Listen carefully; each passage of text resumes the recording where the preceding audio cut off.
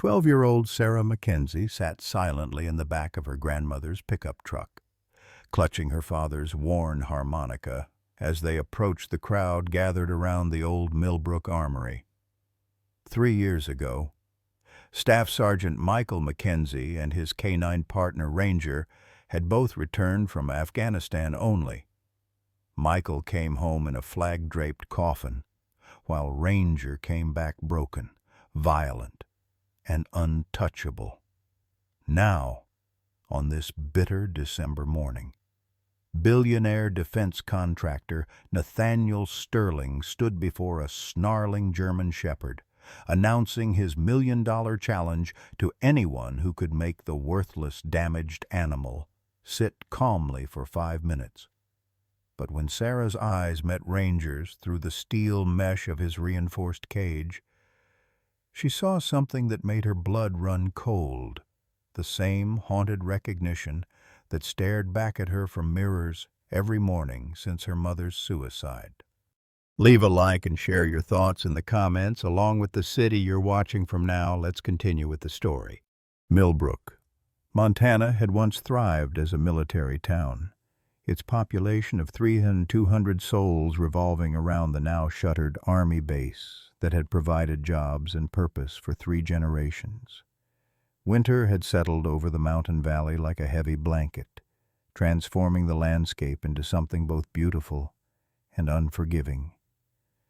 Snow-covered peaks surrounded the town on all sides, creating a sense of isolation that seemed to seep into the bones of its residents. The old armory, a massive concrete structure built during World War II, now served as Nathaniel Sterling's behavioral control facility. A sterile name for what most locals whispered was nothing more than a place where damaged animals went to be broken further. Sarah Mackenzie possessed the kind of stillness that made adults uncomfortable. At 12, she moved through the world with deliberate precision, her dark eyes taking in details others missed, while her voice remained locked away since the day she found her mother's body 18 months ago. The autism diagnosis had come years earlier, but the selective mutism was newer, a protective shell she'd built around her grief. Her only companion in the silent world she'd created was her father's harmonica, its silver surface worn smooth by countless hands, the initials M.M. still faintly visible on one side. Margaret Maggie Mackenzie had buried her husband, then her son, and finally her daughter-in-law.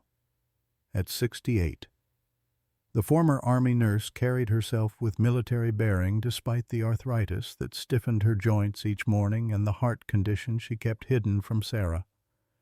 Her weathered hands, scarred from decades of tending wounds, now trembled slightly as she gripped the steering wheel, watching her granddaughter's intense focus on the chaos ahead. Nathaniel Sterling commanded attention without trying. The 62-year-old CEO of Sterling Defense Contractors wore his wealth like armor, perfectly tailored coat, silver hair swept back, cold blue eyes that calculated value in everything they surveyed. He'd purchased Ranger 6 months ago, not as a companion but as a test subject for his theories about discipline conquering weakness. The billionaire's own son, Marcus, had died as a unit leader in the same Afghan village that claimed Michael Mackenzie. But Sterling buried his grief beneath layers of corporate ruthlessness and misguided conviction that emotion was the enemy of survival. In the reinforced cage at the center of the armory, Ranger paced with the mechanical precision of a predator. The 5-year-old German shepherd's coat bore scars from his service, but the deepest wounds remained invisible. Nightmares made flesh, trauma that turned every human approach into a potential threat. The December wind cut through the crowd gathered outside the armory like a blade, carrying with it the scent of snow and diesel fuel from the idling news vans. Nathaniel Sterling stood on a makeshift platform, his voice amplified by speakers that crackled in the cold air. Behind him, Ranger's cage sat like a monument to failure steel mesh reinforced with additional bars after the dog had bent the original structure during one of his violent episodes. "Ladies and gentlemen," Sterling's voice carried the practiced authority of boardroom presentations. "What you see behind me represents everything wrong with our modern approach to discipline and control." He gestured toward Ranger, who had begun his familiar pacing pattern 3 steps left. Turn, 3 steps right, muscles coiled beneath his scarred coat. This animal was once a valuable military asset. Now it's a liability. Dangerous to everyone around it because weak-minded handlers chose coddling over correction. The crowd shifted uncomfortably. Local ranchers who'd known Michael Mackenzie personally crossed their arms and scowled. A handful of reporters scribbled notes while cameramen adjusted their equipment. Veterans from the nearby VFW post stood in a tight cluster, their faces grim as they watched Sterling's performance.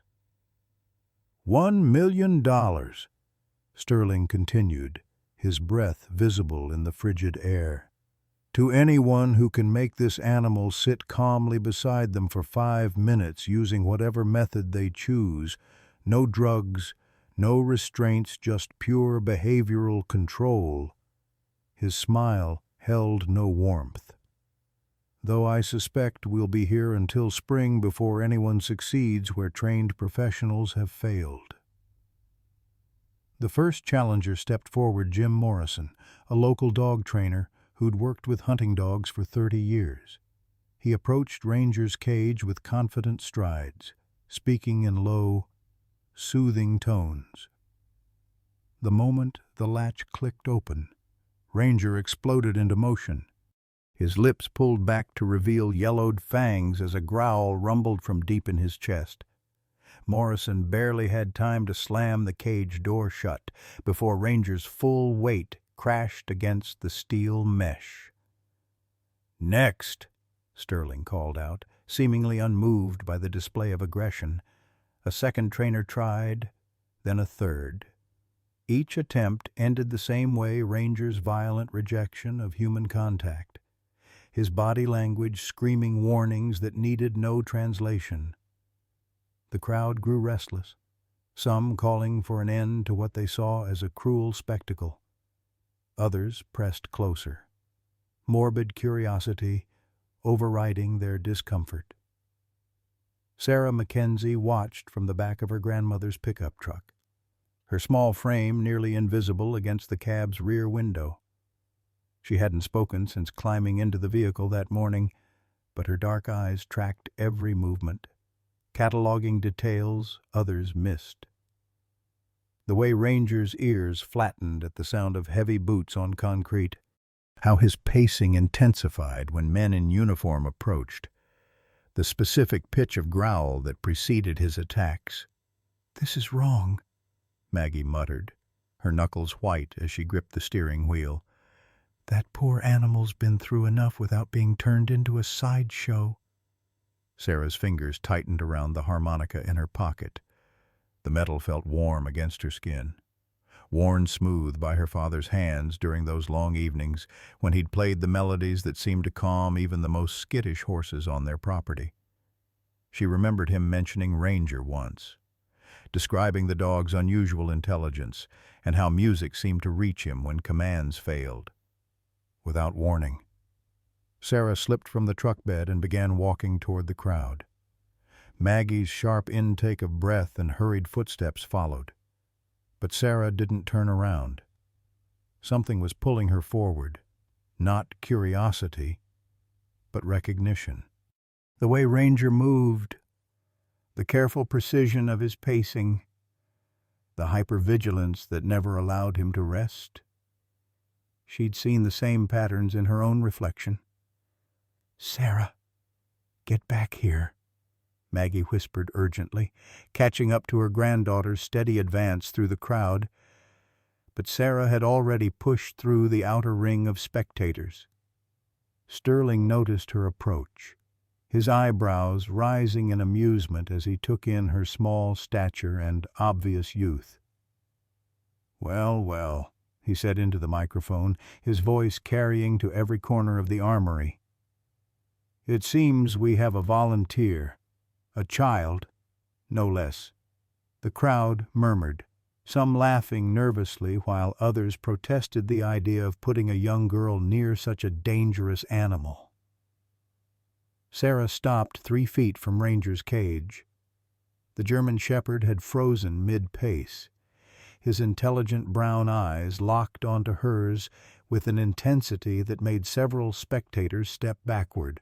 For a long moment neither moved. Then, slowly, Sarah's hand emerged from her pocket, revealing the worn harmonica. The reaction was immediate. Ranger's ears pricked forward, his head tilting slightly as recognition flickered across his features. His growling ceased. The mechanical pacing stopped. For the first time since arriving at Sterling's facility, the dog sat down voluntarily, his gaze never leaving Sarah's face. The crowd fell silent, sensing they were witnessing something unprecedented, something that defied Sterling's theories about dominance and control. The silence stretched like a taut wire as Sarah raised the harmonica to her lips. The first note emerged soft and low, barely audible above the wind whistling through the armory's broken windows. It was a melody her father had hummed during their evening walks, simple and haunting, carrying the weight of memory in its careful cadence. Ranger's transformation was immediate and profound. The tension that had defined every line of his body for months seemed to drain away like water from a broken dam. His ears remained forward, alert but no longer defensive. The rigid posture that spoke of constant readiness for attack softened into something resembling peace.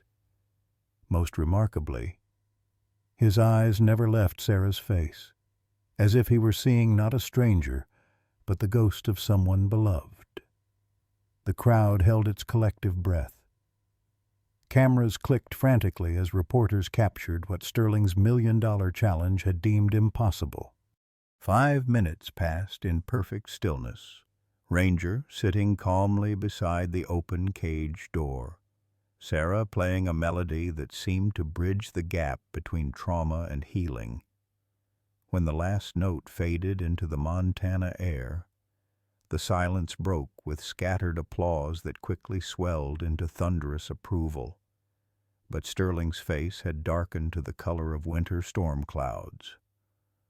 "A fluke," he announced, his voice cutting through the celebration. "One lucky moment proves nothing. Any dog can be startled into temporary compliance." He stepped down from the platform, his expensive shoes crunching on the gravel as he approached Sarah. Real behavioral control requires consistency, reliability under pressure. This proves nothing except that some people mistake sentimentality for strength. Margaret Mackenzie pushed through the crowd, her heart hammering against her ribs. "Sarah, come away from there, now!" But Sarah remained motionless, her eyes still locked with Ranger's. For the first time in 18 months, she opened her mouth and spoke, her voice barely above a whisper, but carrying clearly in the hushed atmosphere. "He remembers." The 2 words fell like stones into still water, creating ripples that spread through the gathered crowd. Sterling's confident expression flickered, uncertainty creeping across his features for the first time since the demonstration began. "Remembers what?" a reporter called out, shoving a microphone toward Sarah. Sarah didn't answer. Instead, she extended her hand toward the cage door. Ranger rose slowly, his movements fluid and controlled, and pressed his massive head against her palm. The contact lasted only seconds, but it was enough to send a collective gasp through the onlookers. Sterling's face flushed red. "This is exactly the kind of dangerous delusion I'm trying to correct. That animal is a weapon, not a pet. It's killed before, and it will kill again if people continue to project human emotions onto—" "Shut your mouth!" The voice belonged to Tom Harrison, a weathered veteran who'd served 3 tours in Iraq. He pushed forward, his eyes blazing with an anger that made younger men step aside. "That girl just accomplished something your fancy trainers couldn't do in 6 months, and you want to call it luck." "I want to call it what it is," Sterling shot back. "A momentary anomaly that gives false hope to people who refuse to accept hard truths about control and discipline." The crowd began to divide, voices rising in heated argument. Some sided with Sterling, citing Rangers' documented aggression and the liability of allowing untrained civilians near dangerous animals. Others rallied behind Sarah, their voices growing louder as they condemned Sterling's methods and praised the girl's obvious connection with the traumatized dog. Dr. James "Doc" Harrison had been standing at the edge of the crowd, his weathered hands shoved deep in his coat pockets. Something about the scene nagged at him, the dog's specific response to the music, the melody itself, even the way Ranger held his head when he listened. Fragments of memory flickered at the edges of his consciousness, frustratingly vague, but persistent. "I want a real test," Sterling announced, his voice carrying over the arguments. 72 hours. If this girl can demonstrate consistent control over that animal under various conditions, I'll pay the $1 million. But when she fails, and she will fail, I want everyone here to witness what happens when sentimentality meets reality. The crowd fell silent again, the weight of Sterling's challenge settling over them like a shroud. 72 hours was a lifetime when dealing with an unpredictable animal. The stakes had just escalated beyond a simple demonstration to something that felt like life or death. Margaret stepped protectively in front of her granddaughter. "Absolutely not. Sarah's done enough. We're going home." But Sarah shook her head, her dark eyes meeting Sterling's cold stare with quiet determination.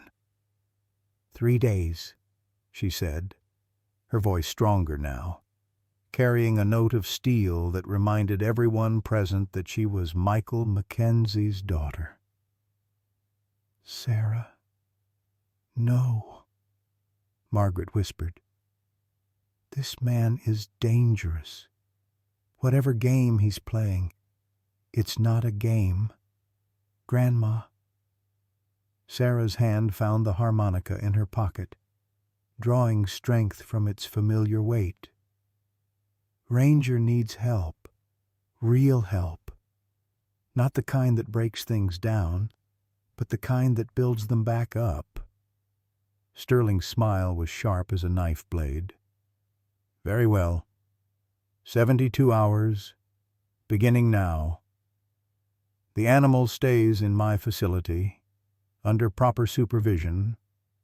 The girl can visit during daylight hours only, with appropriate safety measures in place." He paused, his eyes glittering with malicious satisfaction.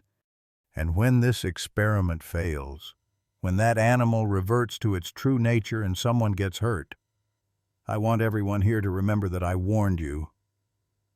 As the crowd began to disperse, Sarah remained by Ranger's cage. The dog had settled into a lying position, his head resting on his paws, but his eyes still fixed on her face. In that gaze, she saw something that made her heart ache with recognition, the same hollow awareness that had stared back at her from mirrors for the past 18 months. They were both carrying wounds that refused to heal, both trapped in cages of their own making. But perhaps, Sarah thought as she traced the outline of her father's harmonica, they could find a way out together. The first day dawned gray and bitter, with snow falling in thick flakes that muffled the sounds of Millbrook's morning routines. Sarah arrived at the armory at precisely 8 o'clock, her grandmother's truck crunching through the fresh powder as they pulled into the nearly empty parking lot. Sterling's facility felt different in daylight, less theatrical, more clinical. The concrete walls seemed to absorb sound, creating an atmosphere of institutional coldness that made Sarah's skin crawl. Ranger was awake when she approached his cage, his intelligent eyes tracking her movement across the room. He'd been pacing again, she could tell from the worn path in the concrete, and the way his breathing came slightly faster than normal. The German shepherd's coat looked dull under the harsh fluorescent lights, and Sarah noticed he hadn't touched the food bowl that sat untouched in the corner of his enclosure. "He won't eat," said Marcus Webb, one of Sterling's handlers, a thick-set man with nervous eyes who kept his distance from the cage. "Hasn't touched anything since yesterday. Mr. Sterling says that's normal for aggressive animals. They use hunger strikes to manipulate their handlers." Sarah said nothing. She'd learned early in life that adults often filled silence with their own assumptions, revealing more about themselves than they intended. Instead, she sat cross-legged on the cold concrete, close enough to the cage that Ranger could see her clearly but far enough away to avoid appearing threatening. The harmonica emerged from her pocket slowly, deliberately. Ranger's ears pricked forward immediately, his pacing stopping as he settled into the same sitting position he'd taken the day before. Sarah began with the same melody her father had played, but this time she let it evolve, adding variations and ornamentations that seemed to pull memories from the air itself. 20 minutes into the session, Ranger moved closer to the front of his cage. 30 minutes in, he lay down with his head near the bars, close enough that Sarah could see the scars crisscrossing his muzzle, evidence of battles fought in places where survival meant everything and gentleness meant death. The melody shifted again, becoming something softer, more intimate. Sarah found herself playing a lullaby her mother had hummed during thunderstorms, back when the world still made sense and families stayed whole. Ranger's breathing deepened, his body relaxing into what might have been the first real rest he'd experienced in months. Dr. James Harrison arrived at noon, carrying a worn leather medical bag and wearing the kind of troubled expression that suggested sleepless nights and unanswered questions. Sarah had noticed him the day before, standing at the edge of the crowd with the particular stillness of someone wrestling with half-remembered dreams. "Mind if I observe?" he asked quietly, settling onto a nearby crate with the careful movements of a man whose body had absorbed more damage than it cared to remember. Sarah nodded, continuing to play while studying the veterinarian from the corner of her eye. There was something familiar in the way he looked at Ranger, not with Sterling's cold calculation or the handler's nervous fear, but with the kind of recognition that came from shared experience. The afternoon brought unexpected visitors. Word of Sarah's success had spread through Millbrook's tight-knit community, and people began arriving in small groups to witness what many were calling a miracle. Veterans from the local VFW post stood quietly along the walls, their faces thoughtful as they watched a 12-year-old girl accomplish what military trainers had failed to achieve.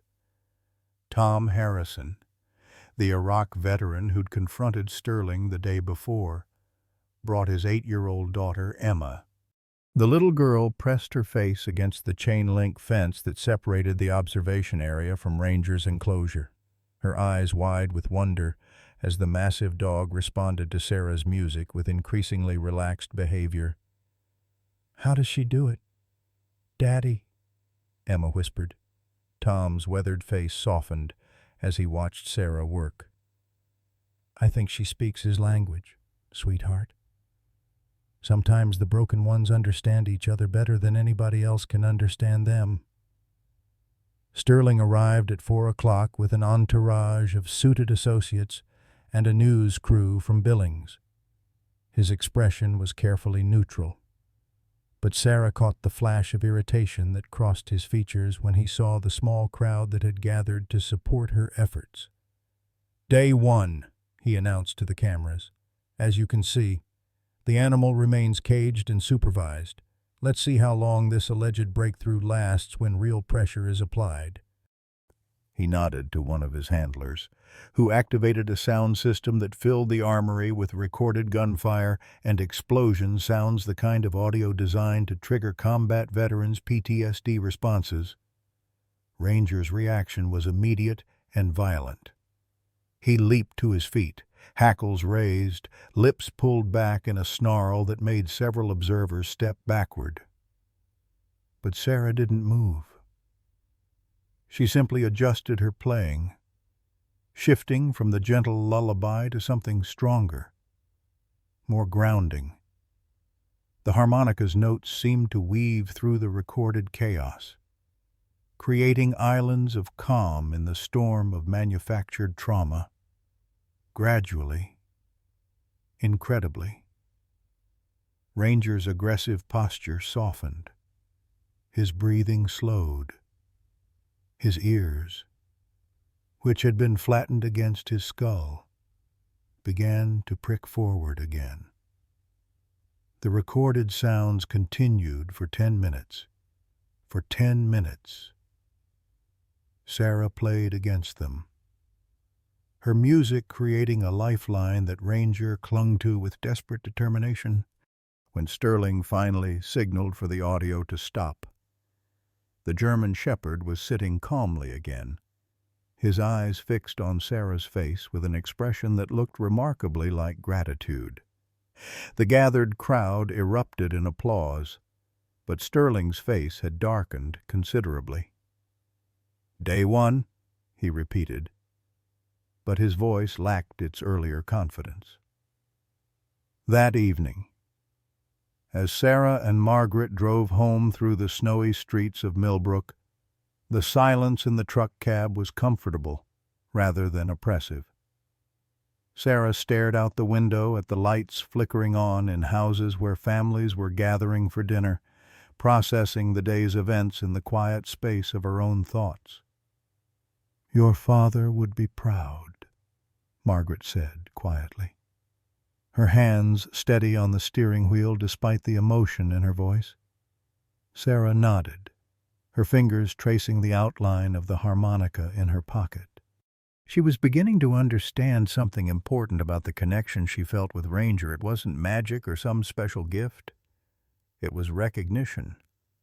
They were both survivors of trauma, both carrying invisible wounds that the world expected them to heal from without help or understanding.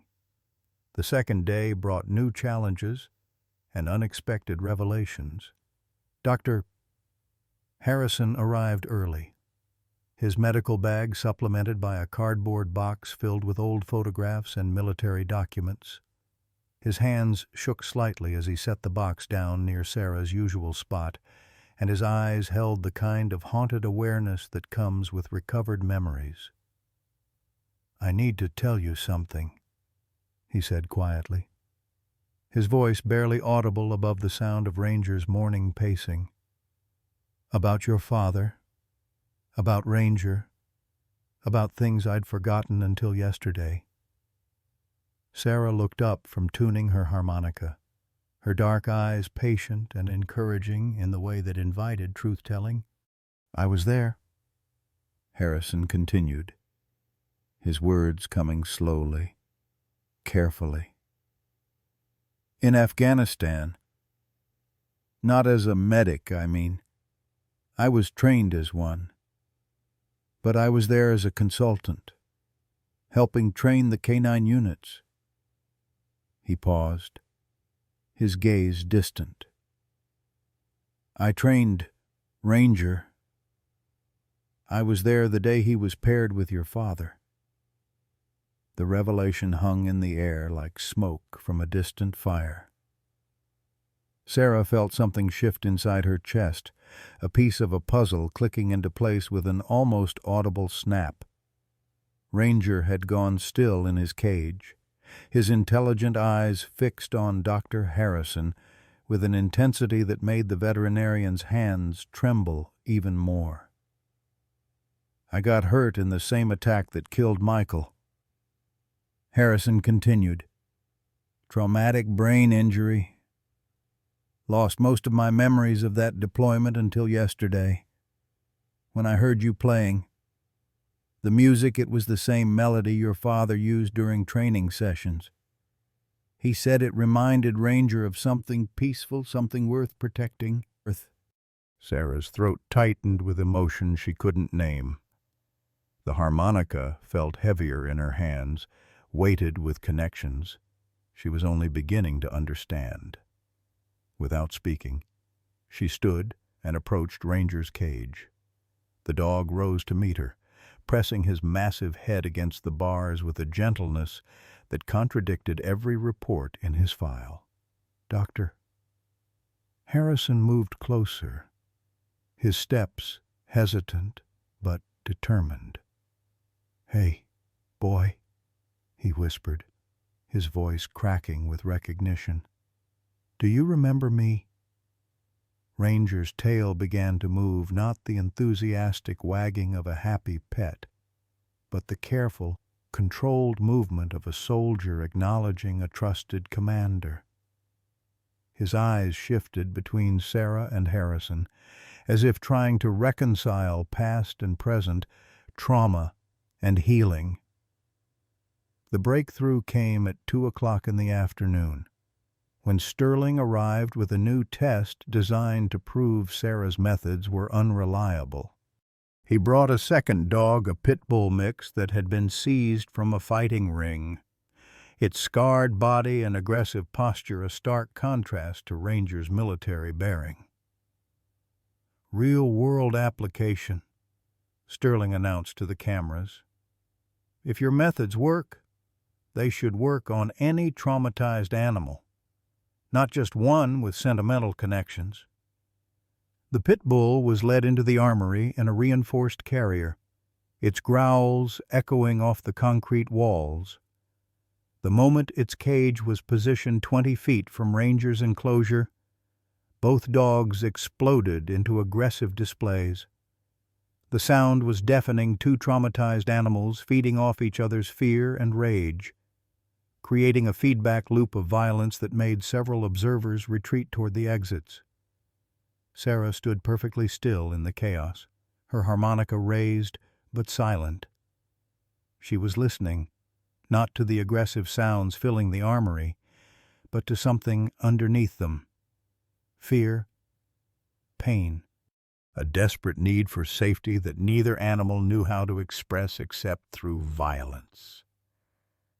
When she finally began to play, the melody was different from anything she'd shared before.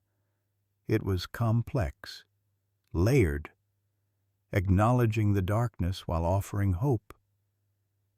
The notes seemed to wrap around the aggressive sounds, not fighting them but transforming them into something bearable. Ranger was the first to respond, his barking fading to worried whines as he focused on Sarah's music. The pit bull took longer, but gradually its snarls softened into confused whimpers. Within 20 minutes, both dogs were sitting quietly, their attention fixed on the small girl whose music seemed to speak directly to their wounded souls. Sterling's face was pale with fury, but he couldn't argue with what everyone had witnessed. Two traumatized animals, brought together in a situation designed to create chaos, had found peace through nothing more than a child's understanding and a melody that acknowledged their pain while offering hope for healing. As the sun set on the second day, Sarah knew she was no longer just trying to save Ranger. She was proving something larger about the power of compassion over control, understanding over dominance.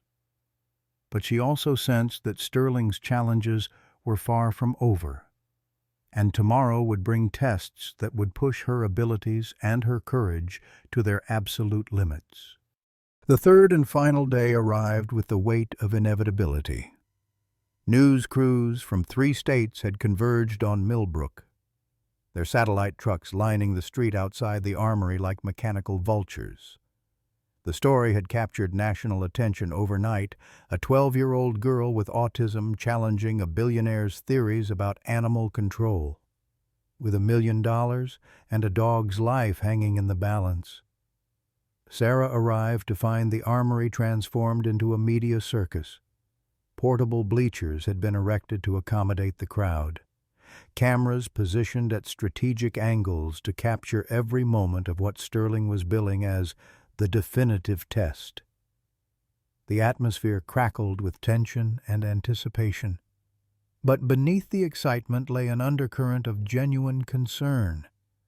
Everyone present understood that they were witnessing something that could end in tragedy. Ranger seemed to sense the change in atmosphere. His pacing had become more agitated during the night, and dark circles under his eyes suggested he'd gotten little sleep.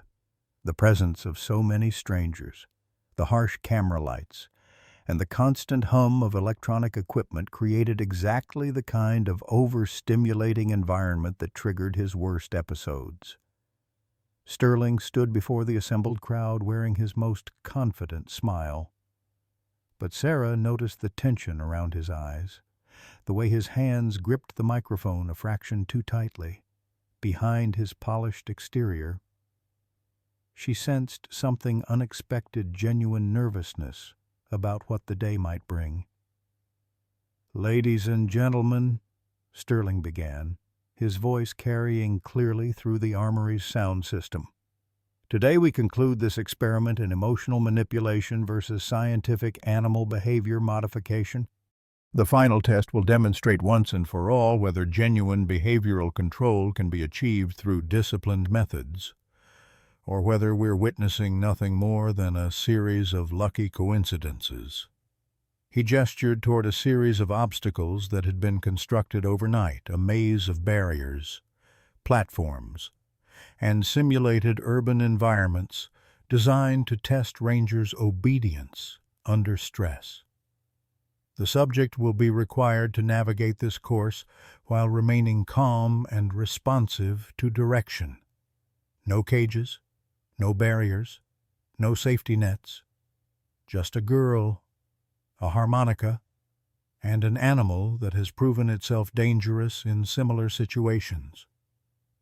Dr. Harrison stood near the medical station that had been established as a precautionary measure, his face grave with concern.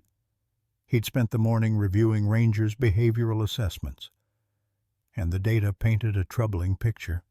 The dog's stress indicators were off the charts, his cortisol levels suggesting an animal on the verge of complete psychological breakdown. Margaret Mackenzie sat in the front row of the bleachers, her weathered hands clenched so tightly in her lap that her knuckles had gone white. She'd tried one last time that morning to convince Sarah to abandon the challenge, but her granddaughter's quiet determination had proven immovable. "I have to finish this, Grandma," Sarah had said simply. "Not for the money, not for them, for him. He deserves to know that someone believes he can be more than just a broken weapon." As Sarah approached Ranger's cage for the final time, the assembled crowd fell silent. The dog was clearly in distress, his breathing rapid and shallow, his eyes darting constantly between the cameras, the lights, and the maze of obstacles that awaited him. When the cage door opened, he didn't emerge immediately. Instead, he pressed himself against the back wall, muscles trembling with barely controlled panic. Sarah sat down just outside the cage entrance, cross-legged and patient. She didn't reach for her harmonica immediately. Instead, she simply existed in the space with Ranger, allowing her own calm presence to offer what comfort it could.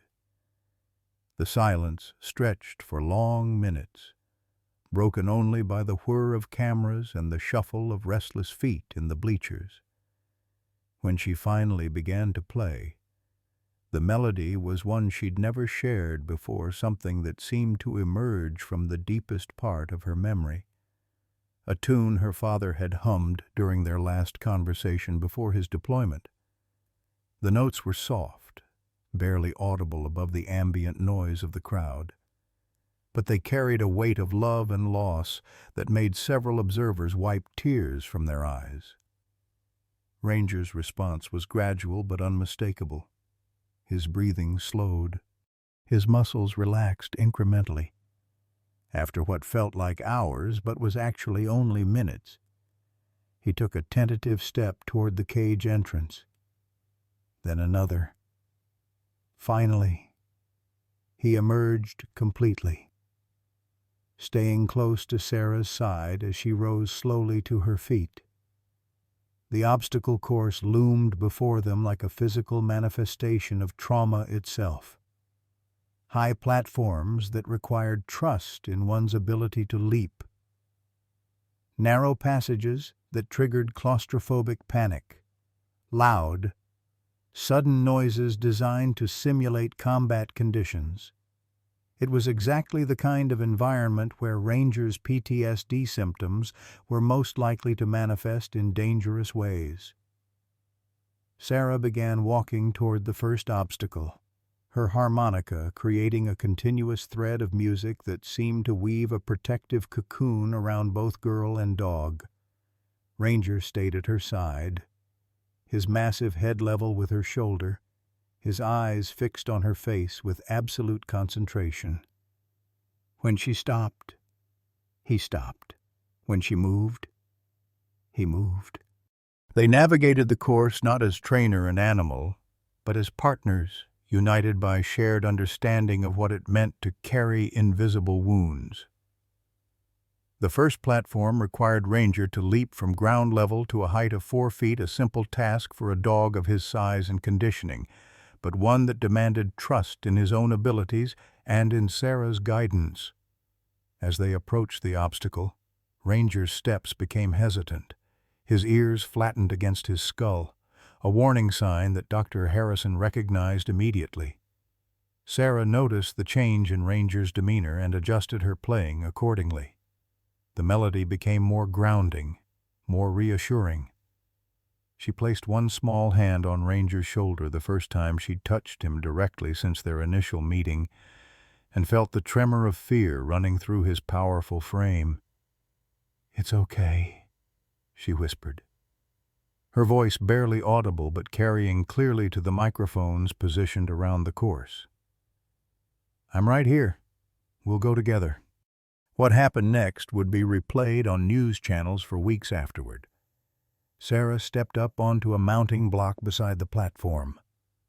Bringing herself to Ranger's eye level, she continued playing her harmonica with one hand while extending the other toward the platform in a gesture of invitation rather than command. Ranger studied her face for a long moment, reading something in her expression that cameras couldn't capture but everyone present could feel. Then, with fluid grace that contradicted every report of his aggressive tendencies, Ranger leaped onto the platform. He immediately turned to ensure Sarah was following, his body language protective rather than obedient. When she joined him on the platform, he pressed close to her side, not seeking comfort, but offering it. The crowd erupted in spontaneous applause, but the celebration was premature. Sterling had saved his most challenging test for last, a narrow tunnel that required Ranger to pass through a confined space while speakers hidden within played recordings of gunfire and explosions at volumes designed to trigger maximum psychological distress. As they approached the tunnel entrance, Ranger's steps faltered. His breathing became rapid and shallow, and the familiar tension returned to his muscles. The recorded sounds began before they reached the entrance, sharp cracks of rifle fire, the thunderous boom of improvised explosives. The chaos of combat filtered through speakers that made the armory walls seem to shake. Ranger froze completely, his body rigid with terror. For a moment, it seemed as though Sterling's prediction would prove correct, that the dog's trauma ran too deep to overcome, that gentle methods were no match for psychological wounds carved by war and loss. But Sarah didn't retreat. Instead, she knelt beside Ranger and began playing with an intensity that transformed her harmonica from a simple instrument into something approaching prayer. The melody rose above the recorded chaos, not fighting the aggressive sounds but weaving through them, creating moments of beauty in the midst of manufactured horror. Slowly, incredibly, Ranger began to move forward, not with the mechanical obedience of a trained animal, but with the deliberate courage of a soldier choosing to face his fears. Sarah walked beside him, her music creating a lifeline that guided them both through the tunnel of their shared nightmares. When they emerged on the other side, the silence was absolute. Even the cameras had stopped rolling. Their operators, too, moved by what they'd witnessed to remember their professional duties. Sterling stood frozen at his microphone, his prepared remarks forgotten in the face of something that transcended every theory he'd built his career upon. Dr. Harrison was the first to move, approaching slowly with tears streaming down his weathered cheeks. "Michael would be so proud," he whispered, his voice breaking with emotion. "Both of you. So damn proud." Ranger looked up at the veterinarian with eyes that seemed clearer than they'd been in months, as if navigating the obstacle course had done more than prove his behavioral stability. It had helped him remember who he'd been before the trauma rewrote his story. The dog's tail began to wag, not with nervous energy, but with something approaching joy. As Sarah knelt to embrace Ranger properly for the first time, the assembled crowd rose to their feet in thunderous applause. But their celebration was about to be interrupted by a revelation that would change everything they thought they understood about the billionaire's motivations and the true stakes of the challenge they'd just witnessed. The applause was still echoing through the armory when Margaret Mackenzie collapsed. She'd been standing with the rest of the crowd, her weathered face bright with pride as she watched her granddaughter embrace Ranger in the center of the obstacle course. Then, without warning, her hand flew to her chest and she crumpled forward, her body hitting the concrete floor with a sickening thud that cut through the celebration like a gunshot. "Grandma!" Sarah's scream pierced the sudden chaos as people rushed toward Margaret's motionless form. Dr. Harrison was already moving, his medical training overriding the emotional weight of the moment as he dropped to his knees beside the elderly woman. Her face was gray, her breathing shallow and labored, her pulse rapid and thready beneath his fingers. "Call 911!" Harrison shouted, beginning chest compressions with the practiced efficiency of someone who'd fought death before. "Now!" Sarah abandoned Ranger and ran toward her grandmother, but strong hands caught her shoulders before she could reach the medical emergency unfolding on the concrete floor. Tom Harrison, the Iraq veteran, held her gently but firmly as paramedics rushed into the armory with equipment and urgent voices. "Let Doc work," Tom said quietly, his own face pale with concern. "He knows what he's doing."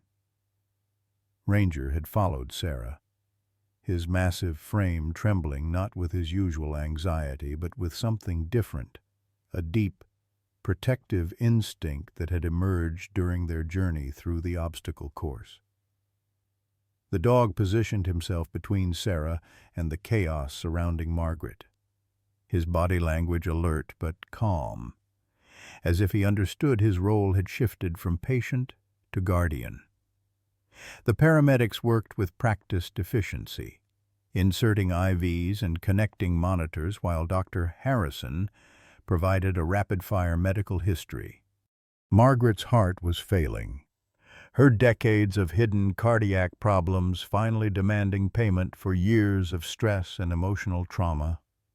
As they lifted her onto a stretcher, her eyes fluttered open briefly, finding Sarah's face in the crowd. "The music," she whispered, her voice barely audible above the medical equipment. "Keep playing the music." Then she was gone, wheeled out of the armory toward an ambulance whose siren began wailing before the doors had fully closed. Sarah stood frozen in the aftermath, her world suddenly tilted off its axis by the possibility of losing the last family member she had left. Sterling had watched the medical emergency unfold with an expression that cycled through annoyance, concern, and something approaching genuine distress. As the ambulance departed and the crowd began to disperse in subdued clusters, he approached Sarah with uncharacteristic hesitancy.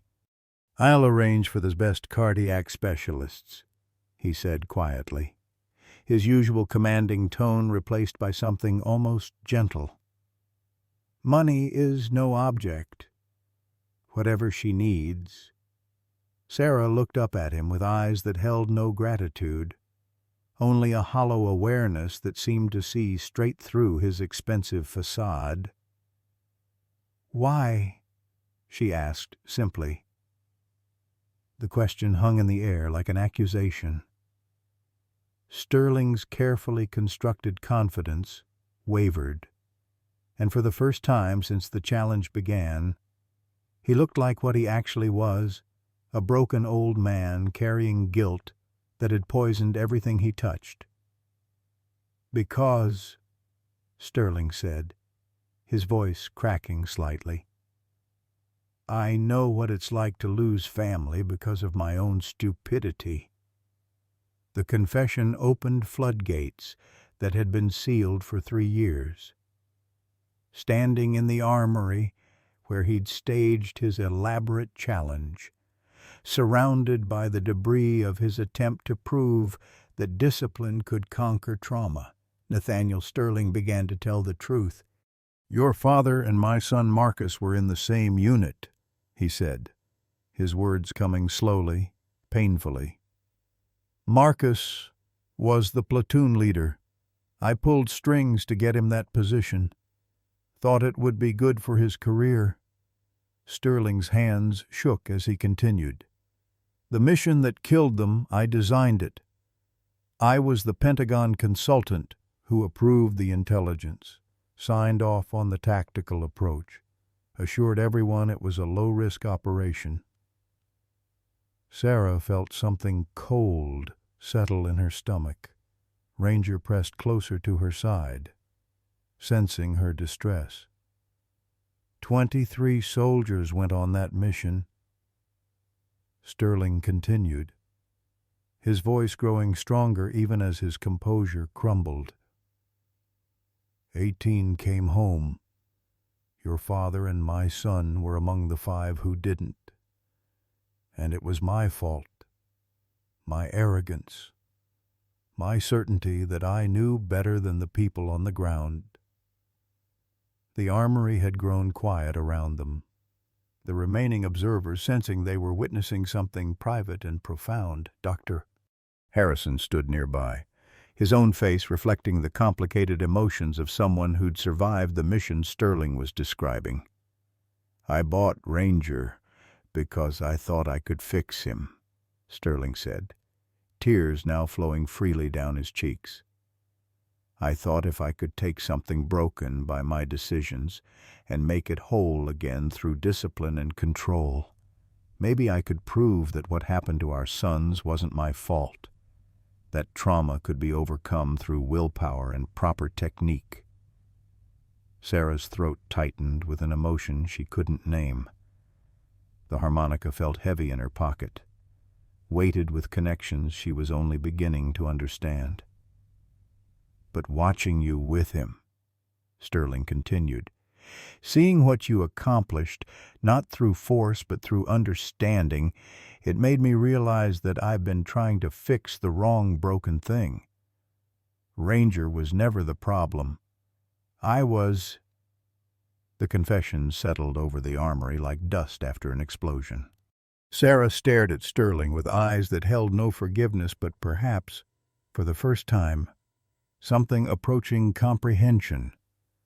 The man who'd tormented Ranger, who'd staged this elaborate challenge, who'd put her through 3 days of public pressure, wasn't a monster. He was just another casualty of the same trauma that had claimed her father and broken Ranger's spirit.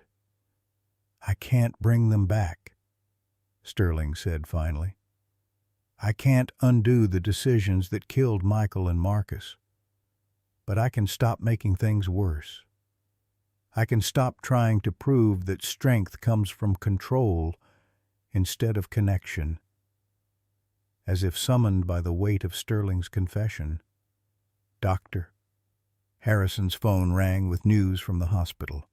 Margaret was stable but critical, her heart severely damaged by years of stress and the shock of the day's events. She would survive, but her recovery would be long and uncertain. Sarah closed her eyes, feeling the full weight of everything that had happened crushing down on her shoulders. In 3 days, she'd proven that love could triumph over trauma, that understanding could accomplish what force could not. But the victory felt hollow now, overshadowed by her grandmother's medical crisis and the revelation of Sterling's guilt. Ranger pressed his massive head against her leg, offering the same wordless comfort she'd given him during their journey through the obstacle course. In that moment, Sarah understood that their roles had truly reversed. The broken dog was now strong enough to comfort the grieving girl. When she opened her eyes, Sarah saw the truth that would guide her through whatever came next. Healing wasn't about fixing what was broken or erasing what had been lost. It was about learning to carry the weight of trauma without letting it destroy your capacity for love, connection, and hope. The $1,000,000 challenge was over, but the real work, the daily practice of choosing compassion over control, understanding over judgment, was just beginning. The hospital room smelled of antiseptic and fear, but Margaret Mackenzie's eyes were alert when Sarah entered 3 hours after the medical emergency at the armory. Ranger padded beside her, his service dog certification hastily arranged by Dr. Harrison to allow him access to the cardiac unit. The German shepherd's presence seemed to steady both grandmother and granddaughter as they faced the reality of how close they'd come to losing each other. "You did it," Margaret whispered, her voice hoarse but proud. "You showed them all that love is stronger than control." Sarah pulled the visitor's chair close to the hospital bed, her small hand finding her grandmother's weathered fingers. For the first time in 18 months, words came easily, as if Ranger's healing had somehow unlocked her own voice. "He remembers everything now, Grandma. Not just the bad parts. but the good ones too. Dad used to play music for him during training. That's why the harmonica worked. It wasn't magic. It was memory.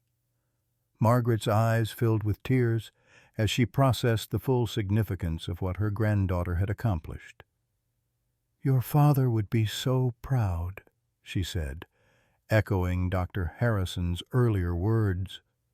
"Both of you found your way back from the darkness." Sterling arrived 20 minutes later, carrying a manila envelope and wearing the kind of haunted expression that suggested sleepless nights and fundamental reckonings with conscience. He knocked softly on the door frame, waiting for permission to enter the room where the consequences of his choices had led. "Mrs. Mackenzie," he said quietly, his usual commanding presence replaced by genuine humility. "I wanted to thank you for raising such an extraordinary granddaughter, and to apologize for the role my decisions played in your family's losses." Margaret studied him with the clear-eyed assessment of someone who'd spent decades evaluating character under pressure. What she saw seemed to satisfy some internal judgment, because she nodded toward the empty chair on the other side of her bed. "Sit down, Mr. Sterling. It's time we all faced the truth about what happened over there." Sterling settled into the chair with the careful movements of someone carrying invisible wounds. The envelope in his hands contained documents he'd never shown anyone, classified reports, personal correspondence, and photographs from the mission that had claimed both their sons' lives. "I need you to understand something," he began, his voice steady despite the emotion behind it. "The intelligence failure that led to that ambush, it wasn't just bureaucratic incompetence. I ignored warnings from field commanders because I was arrogant enough to believe my computer models knew better than soldiers with boots on the ground." He opened the envelope, revealing photographs of a younger Marcus Sterling in desert camouflage, standing beside Michael Mackenzie and Ranger in what appeared to be a routine patrol photo. Both men were smiling, unaware that they had less than a week to live. "Marcus wrote to me the night before the mission," Sterling continued, his voice breaking slightly. "He said your son was the best soldier he'd ever served with, and that Ranger was the smartest, most loyal partner any handler could ask for. He also said he was worried about the mission parameters, that something felt wrong about the intelligence."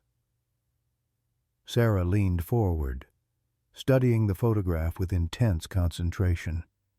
Her father looked so young, so alive, his hand resting casually on Ranger's head in a gesture of absolute trust and affection. "I dismissed his concerns," Sterling admitted. "Told him to follow orders and trust the plan." 24 hours later, both our sons were dead, and I spent the next 3 years trying to convince myself that their deaths meant something, that discipline and control could prevent future tragedies. Margaret's heart monitor beeped steadily in the silence that followed Sterling's confession. When she finally spoke, her voice carried the authority of someone who'd nursed wounded soldiers back to health and understood the true cost of war. "Guilt is a poison, Mr. Sterling. It killed my daughter-in-law as surely as any weapon, and it nearly killed you too. But Sarah has shown us a different way, healing through connection instead of isolation, love instead of control." Sterling nodded, pulling additional documents from the envelope. "Which is why I want to establish the Mackenzie Sterling Foundation for Trauma Recovery. Not as penance that would just be another form of self-serving guilt, but as a commitment to the kind of healing Sarah has demonstrated." The foundation documents outlined an ambitious program combining traditional therapy with innovative approaches, music therapy for PTSD sufferers, animal-assisted treatment for both veterans and their service dogs, and research into the connections between trauma, autism, and exceptional empathy abilities. Dr. Harrison will serve as medical director, Sterling explained. He's already developing protocols based on what we've learned from Sarah and Ranger's breakthrough. We want to create treatment centers across the country, places where broken soldiers and damaged animals can heal together. Sarah had been quietly studying the documents, her analytical mind processing the implications of Sterling's proposal. When she finally spoke, her question cut to the heart of what mattered most. What happens to Ranger? Sterling's expression softened with something approaching genuine affection. That's entirely up to you. Legally, he's still my property, but I'm transferring ownership to you immediately. He's earned the right to choose his own future, as if summoned by the mention of his name.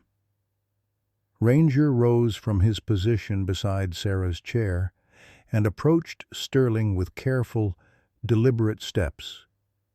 The dog that had been violent and unpredictable just days earlier now moved with calm confidence. His trauma transformed but not erased, integrated into a fuller understanding of who he was meant to be. Sterling extended his hand slowly, respectfully, giving Ranger every opportunity to refuse the contact. Instead, the German shepherd gently pressed his massive head against the billionaire's palm in a gesture of forgiveness that brought tears to everyone's eyes. "He forgives me," Sterling whispered, his voice filled with wonder. "After everything I put him through, he forgives me." "That's what healing looks like," Sarah said quietly. "Not forgetting the hurt, but choosing not to let it control you anymore." The conversation was interrupted by Dr. Harrison's arrival, carrying a thick folder of medical reports and wearing the kind of excited expression that suggested significant developments. His brain injury recovery had accelerated dramatically since reconnecting with his memories of Ranger and Michael, as if healing one trauma had unlocked the capacity to heal others. "I've been analyzing the neurological data from Sarah's sessions with Ranger," he announced, his scientific enthusiasm barely contained. "What we're seeing isn't just behavioral modification, it's actual rewiring of traumatic neural pathways through musical intervention combined with empathetic connection." He spread brain scan images across Margaret's hospital bed, pointing to areas of activity that had changed dramatically during the 3-day challenge.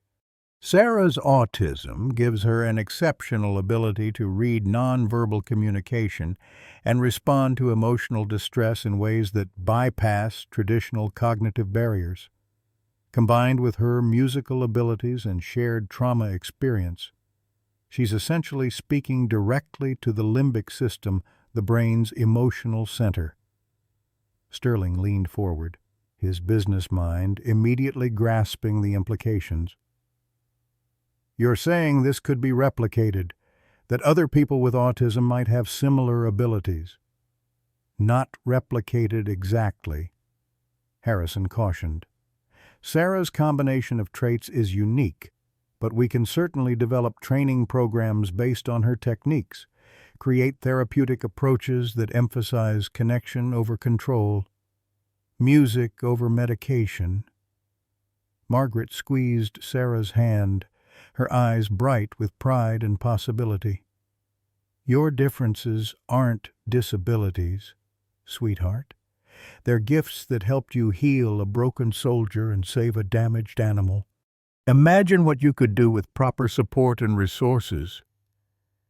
As evening approached and visiting hours neared their end, the unlikely group gathered around Margaret's hospital bed had transformed from adversaries into allies.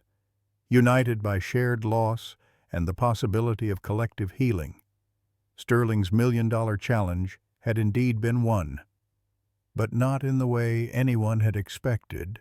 Sarah had proven that trauma could be healed through understanding rather than control, that autism could be a strength rather than a limitation, and that sometimes the most broken among us carry the keys to everyone else's healing. But more importantly, she demonstrated that forgiveness wasn't about forgetting the past, it was about refusing to let that past poison the future. Ranger settled beside her chair as the sun set beyond the hospital windows, his transformation from weapon to healer now complete. Tomorrow would bring new challenges and opportunities, but tonight they were simply a girl, her dog, and a community learning what it truly meant to heal together. 1 year later, the abandoned armory in Millbrook had been transformed into something unrecognizable from its cold, institutional origins. Warm wood paneling replaced stark concrete walls, and soft lighting created an atmosphere of safety rather than intimidation. The Mackenzie Sterling Foundation's flagship facility hummed with quiet activity as veterans, their service animals, and families moved through spaces designed for healing rather than control. Sarah Mackenzie, now 13 and significantly more confident in her own voice, stood before a group of 20 combat veterans and their struggling canine partners. Her harmonica rested in her palm. But she no longer needed to rely solely on music to communicate her understanding of trauma and recovery. "Healing isn't about forgetting what hurt you," she said, her voice carrying clearly through the converted training room. "It's about learning to carry those memories without letting them make all your decisions for you." Ranger lay beside her, no longer the broken, aggressive animal that had terrorized handlers just 12 months earlier. His transformation was complete, but not absolute. He still showed signs of hypervigilance during thunderstorms, still required careful introduction to new people wearing military uniforms, but these residual symptoms no longer defined him. Instead, they'd become tools he used to recognize and comfort other traumatized animals. In the front row, Staff Sergeant Maria Santos sat with her Belgian Malinois, Django, who'd developed severe aggression issues after their convoy hit an IED outside Kandahar. Django's ears were flat against his skull, his body tense with the kind of coiled energy that preceded violent outbursts. Sarah had seen the same posture in Ranger during those first days at Sterling's facility. "Django's not broken," Sarah continued, her eyes meeting Santos's. "He's protecting himself the only way he knows how." "But protection that keeps everyone away isn't really protection, it's just another kind of prison." Dr. Harrison watched from the observation area, taking notes on techniques that had evolved from those first breakthrough sessions with Ranger. His own recovery had been remarkable. The traumatic brain injury that had stolen his memories was gradually healing as he found purpose in helping others navigate similar journeys. The therapy session continued for 2 hours, with Sarah using a combination of music, patient observation, and what the Foundation's researchers had termed empathetic mirroring, the ability to reflect an animal's emotional state back to them in a way that provided comfort rather than confrontation. By the end of the session, Django had moved from aggressive posturing to cautious curiosity, allowing Sarah to approach within arm's reach for the first time since his arrival at the facility. "Progress," Sarah said simply as the veterans filed out with their partners. "Not perfection, but progress." Margaret Mackenzie entered the training room as the last participants departed, moving slowly but steadily with the aid of a walking stick. Her heart attack had left permanent damage, but her spirit remained as fierce as ever. She'd become the Foundation's unofficial grandmother figure, providing the kind of no-nonsense support that helped traumatized individuals rebuild their confidence. "Your father would burst with pride if he could see you now," she said, settling onto a bench beside Ranger, who immediately offered his head for petting. "You've found your voice, and you're using it to help others find theirs." Sarah smiled, the expression transforming her face in ways that would have seemed impossible during those dark months after her mother's suicide. The selective mutism that had defined her for so long had gradually faded as she discovered that she had important things to say and people who needed to hear them. "I got a letter from the Pentagon today," she said, pulling an official envelope from her pocket. "They want me to consult on a new program for rehabilitating military working dogs. Apparently, our success rate is getting attention in Washington." Margaret's eyebrows rose with interest. The Foundation's statistics were indeed impressive, an 87% success rate in rehabilitating supposedly irredeemable animals, compared to the military's previous rate of less than 30%. More importantly, the human handlers were showing parallel improvements, their own PTSD symptoms decreasing as they learned to heal alongside their partners. Nathaniel Sterling's approach to the training room was quieter than his entrances used to be. The bombastic confidence that had once defined his public persona had been replaced by something more substantial, the quiet authority of someone who'd learned to lead through service rather than domination. He wore work clothes instead of expensive suits, his hands showing calluses from the construction projects he'd personally supervised during the facility's renovation. "The congressman from Montana is here for the tour," he reported to Sarah, his tone respectful rather than commanding. "She's interested in federal funding for expansion to other states." Sarah nodded, but her attention was focused on a new arrival being led through the facility's entrance.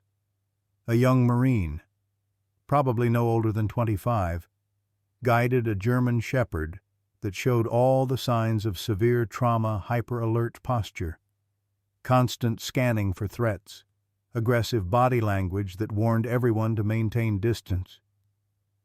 "That's our 3 o'clock appointment," Sterling said quietly. "Corporal Williams and Rex, IED explosion in Syria 6 months ago. Rex hasn't let anyone except Williams touch him since the incident, and Williams hasn't slept more than 2 hours at a stretch since they got back stateside." Sarah studied the pair with the analytical eye she'd developed over months of working with traumatized partnerships. The dog's protectiveness of his handler was obvious, but so was the handler's exhaustion.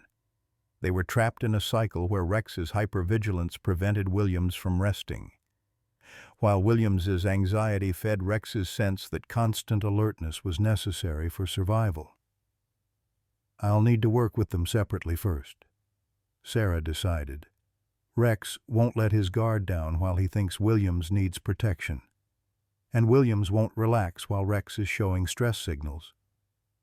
It was a delicate balance, the kind of therapeutic puzzle that had become Sarah's specialty. Each traumatized partnership presented unique challenges, requiring individualized approaches that conventional training programs couldn't provide. But Sarah's autism, once seen as a limitation, had become her greatest asset in reading the subtle communications between species. As the afternoon session began, Sarah found herself reflecting on the journey that had brought her to this moment. 12 months ago, she'd been a silent, isolated girl carrying grief she couldn't express. Now she was a nationally recognized expert in trauma recovery, consulted by military leaders and medical professionals who finally understood that healing required connection rather than control. Ranger settled beside her as she prepared to begin the session with Corporal Williams and Rex. The dog's calm presence served as a living demonstration that transformation was possible, that broken didn't mean worthless, that the capacity for healing existed even in the most damaged hearts. "Ready?" she asked Ranger quietly, receiving a gentle tail wag in response. Together, they began the careful work of building bridges between trauma and healing. One careful note at a time. Sometimes the deepest wounds are invisible to the eye, but felt by the heart. And sometimes the most broken among us carry the greatest capacity for healing others.